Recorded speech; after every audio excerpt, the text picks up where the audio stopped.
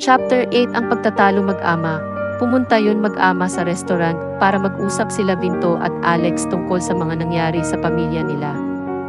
Sa restaurant habang naghihintay nila ang pagkain nila ay pinalipat ni Alex si Ali sa kabila la mesa dahil ayaw ni Alex marinig ni Ali ang problema ng pamilya nila dahil masyado pa nito bata at baka di maintindihan ni Ali ang lahat. Ali, doon ka muna sa kabila lamesa, may sasabihin ako kay Daddy na di mo pwede marinig. Sabi ni Alex. Okay, kuya. Sabi ni Batang Ali. Agad lumipat si Ali sa kabila lamesa. Nabalitaan ko yun nangyari sa mommy nyo. Nagpapakamatay siya. Alam ko na ako dahilan kung bakit niya ginawa yun. Sabi ni Vinto. Buti alam mo ba dad, idol kita. Sinabi ko I want to be like you paglaki ko. Pero noon nakita ko kayo ni Ninang Lisa, nagbago pagtingin ko sa inyo dad. Akala kong a good man ka, akala ko faithful ka kay mommy. Dad, bakit mo nagawa kay mommy? Bakit mo niloko si mommy? Sabi ni Alex. I am sorry Alexander, alam ko malaki kasalanan ko sa inyo dahil sa mga desisyon ko. I hope forgive me. Sabi ni Vinto. Forgive? Gusto mo patawarin kita sa ginawa mo, paiwan mo sa amin dad. Muntik na matay si mommy dahil sa'yo. Tapos gusto mo patawarin kita. Galit sabi ni Alex. Look Alexander, alam ko galit ka ngayon, pero sana maintindihan mo, hindi ko na mahal yun mommy nyo. Sabi ni Vinto. Hindi ka ba nagigilty sa sinasabi mo dad? You're married her almost 20 years, tatapon mo lang yun dahil sa babay mo. Galit sabi ni Alex. I'm sorry Alexander. Sabi ni Vinto. Sorry rin. Simula ngayon di na kita tatay. At huwag ka na papakita kay Ali. Galit sabi ni Alex. Sabay tumayo si Alex sa lamesa at pumunta sa kabila lamesa, tapos inayaya si Ali na umalis. Let's go Ali. Sabi ni Alex. Kasama ba si Daddy? Sabi ni Batang Ali. Hindi na. Sabi ni Alex. Bakit kuya? Sabi ni Batang Ali. Huwag ka na matanong. Sabi ni Alex. Umalis sila Alex at Ali, habang si Vinto ay sobra pagsisisi ang nararamdaman niya. Sa bahay nila Alex pagbaba ni Karen ay nakita ni Karen, malungkot si Ali, habang naglalaro ng robot nito agad lumapit si Karen sa pamangkin niya. Ali, bakit ka malungkot? Sabihin mo kay Auntie. Sabi ni Karen. Auntie, si kuya inaaway niya si Daddy. Sabi ni Batang Ali. Agad pumunta si Karen sa kwarto ni Alex. Pagpasok niya ay kinausap ni Karen si Alex. Alex, bakit ginawa mo yun? Ba't inaaway mo yun daddy mo? Sabi ni Karen. Masama ba yun auntie? Iniwan niya kami dahil sa babae niya. Galit sabi ni Alex. Oo, alam ko. Pero kahit ano nangyari tatay mo pa rin siya at saka isipin mo ang kapatid mo, hindi lang si ate nagsasaktan pati si Ali ang bata pa siya, kailangan niya ang daddy niyo sana isipin mo Alex. Sabi ni Karen. Sa resto bar, habang umiinom si Alex ng beer, ay inaalala niya mga masayang araw na buo pa pamilya nila. Flashback, noon bata pa si Alex. Si Alex ay 7 taon gulang pa lang. Habang naglalaro sila Alex at Vinto ng Lego at gumawa sila ng building sa Lego ay bigla nagsalita si Alex. Daddy, gusto ko maging engineer katulad mo para matulungan kita sa paggawa ng mga building kagaya ginagawa natin dito sa Lego. Sabi ni Alex. Talaga anak. Ngayon pa lang proud na proud ako sa'yo. Sabi ni Vinto. Balik sa kasalukuyan, habang umiinom si Alex ay bigla may lumapit ang isang sexy ng babae sa kanya. Ay Pogi, are you alone? Baka kailangan mo makausap. Sabi ng girl. No thanks miss. Parating na yun kaibigan ko. Sabi ni Alex. Baka gusto mo paligayahin kita ngayon gabi para makalimutan mo mga problema mo. Inaakit sabi ng girl. Bigla dumating si Elma ay nakita niya kung paano hinawakan yung girl si Alex, medyo nagselos siya, kaya lumapit siya kanila ni Alex.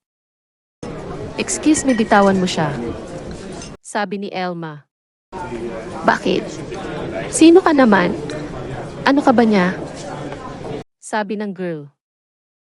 Girlfriend naman ako yan, lalaki, hinawakan mo. Sabi ni Elma. Ah, ganoon ba, sorry. Sabi ng girl. Lumayo na yun babae at medyo nalasing si Alex. Ano sinabi mo? GF na kita. Ibig mo sabihin sinasagot mo na ako. Lasing, sabi ni Alex. Hindi. Sinabi ko yun para tigilan ka ng babae yun. Sabi ni Elma. Akala ko tayo na. Anyway, bakit ikaw pumunta dito? Si Boom tinatawagan ko para pumunta dito. Lasing, sabi ni Alex.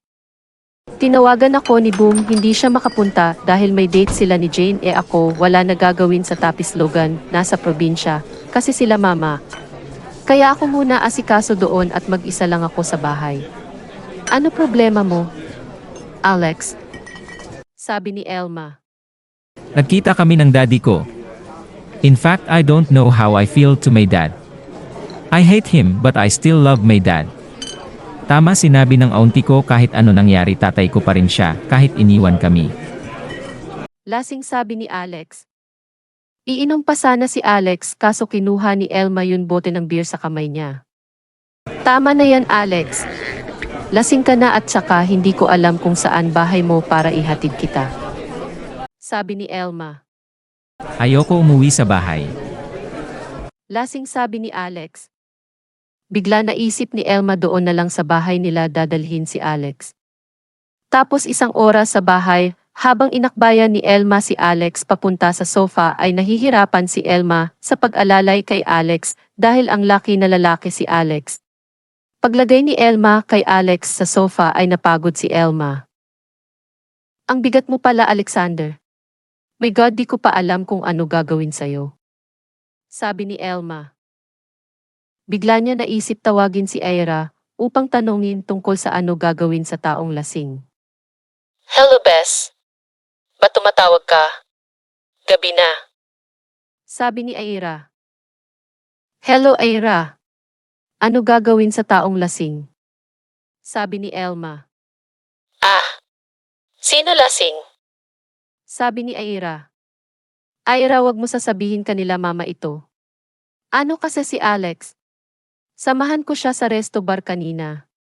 Tapos nalasing siya di ko hayaan iwanan siya, baka kung paano kaya dinala ko siya dito sa bahay. Sabi ni Elma. Elma, alam mo ba ginagawa mo? Iuwi mo sa bahay yun, manliligaw mo na lasing. Paano kung may ginawa siya sa'yo? Sabi ni Ira. Parang di mo kilala si Alex. Lasing nga yung tao, maisip mo pa masama at saka may pinadaanan siya, kailangan niya karamay. Sabi ni Elma. O si G nga. Ganto gawin mo, kumuha ka ng palanggana at saka bimpo tapos lagyan mo ng maligamang tubig tapos punasan mo sa buong katawan ni Alex para mahimasmasan siya. Sabi ni Ira. Nagulat si Elma sa sinabi ni Ira na tungkol sa buong katawan pupunasin. Seryoso? Buong katawan? Sabi ni Elma. Oo. Bakit ayaw mo? Magiging boyfriend mo yan. Balang araw ay makikita mo rin yan katawan ni Alex, lalo na ang six-pack abs niya. Sabi ni Ira. Oo na. Si Jen na ibaba ko na si Tibay. Sabi ni Elma. Pagbaba ni Elma sa cellphone ay agad kumuha si Elma ng palanggana at bimpo, lagyan niya ng maligamang tubig tapos pabalik ni Elma sa sala ay pinunasan niya si Alex sa ulo. Tapos nahihiya si Elma hubarin ang polo ni Alex. Tapos dahan-dahan niya binukas ang polo. Tapos pinunasan ang dibdib ni Alex. Hanggang bubaba sa abs ni Alex, first time niya makahawak ng abs ng lalaki. Diyos ko po. Sabi ni Elma. Habang pinunasan ni Elma si Alex, ay hindi siya tumitingin sa katawan ni Alex, tapos bigla hinawakan ni Alex ang kamay ni Elma, ay nagulat si Elma. Elma, dito ka lang sa tabi ko. Lasing, sabi ni Alex. Oo naman. Palagi ako sa tabi mo pangako. Sabi ni Elma. Natulog ulit si Alex pagkatapos nito magsalita, habang si Elma ay kumuha ng kumot para kay Alex at sasala rin siya magtutulog pero sa kabila sofa gusto ni Elma na bantayan si Alex. Sa kabila, banda dinala ni Boom si Jane sa motel dahil gusto ni Boom makascore kay Jane ngayon gabi. Sa motel pagpasok nila Boom at Jane sa kwarto ay nagtataka si Jane. Boom! Ano ginagawa natin dito sa motel? Sabi ni Jane. Mapapasarap tayo. Malambing sabi ni Boom. Sinampal ni Jane si Boom dahil gusto talaga ni Boom matikman ang katawan ni Jane. Aray. Bakit? Sabi ni Boom. Bastos ka pala, naisip mo porke nanggaling sa you, as mga babae madali bumigay adi ako ganoon Boom. Sabi ni Jane. Sorry. Akala ko game na game ka sa sex, kaya kita dinala dito sorry. Ano dapat ko gawin para manging akin ka? Sabi ni Boom. Hindi mo alam ang salitang ligaw, ligawan mo ako katulad ginagawa ni Alex kay Elma. Sabi ni Jane. OCG. Liligawan kita basta wag mo tagalan sagot mo, ayoko maghintay. Sabi ni Boom. Kinabukasan sa bahay nila Elma, gumising ng maaga si Elma para magluto ang almusal at magtimpla ng kape. Habang nagluluto si Elma ng almusal, ay bigla gumising na si Alex at tumayo na si Alex sa sofa tapos pumunta siya sa kusina. Oh Alex, gising ka na pala maupo ka. Sabi ni Elma. Umupo si Alex sa upuan ng lamesa habang hawak niya ang ulo niya dahil masakit ito. Masakit ang ulo ko. Sabi ni Alex. Oh, pinagtimpla na kita kape mo para nawala hong over mo. Sabi ni Elma. Thank you. Sabi ni Alex. Alam ko may pinagdadaanan ka sa pamilya mo dahil sa naghiwalay yun magulang mo, pero sana wag mo naman nadamay yun atay mo. Sabi ni Elma. Oo na. Wala kasi ako iba lalabasan ng sama loob sa daddy ko kaya uminom lang ako. Sabi ni Alex. Naiintindihan kita. Sabi ni Elma. Paano mo ako maintindihan hindi naman kayo iniwan ni Tito Pablo, maswerte ka nga sa papa mo. Sabi ni Alex. Oo, never kami iniwan ng papa ko, pero nadarama ko gaano mo kamahal yung daddy mo at nadarama ko rin na kalungkutan mo. Sabi ni Elma. Alam mo, thankful ako nang dumating ka sa buhay ko. Kung di kita nakilala, di ko alam kung kanino ako humingi ng karamay sa mga oras ito. Kaya thank you na sa tabi kita. Sabi ni Alex. Ano ka ba wala yun, di ba sabi ko sa'yo palagi ako sa tabi mo? Sabi ni Elma. Hinawakan ni Alex ang kamay ni Elma. Ito nga ba ang simula ang mamahalan nila Alex at Elma abangan ang susunod kabanata? Huwag niyo malimutan mag-like at mag-subscribe na sa channel ito and thanks for watching.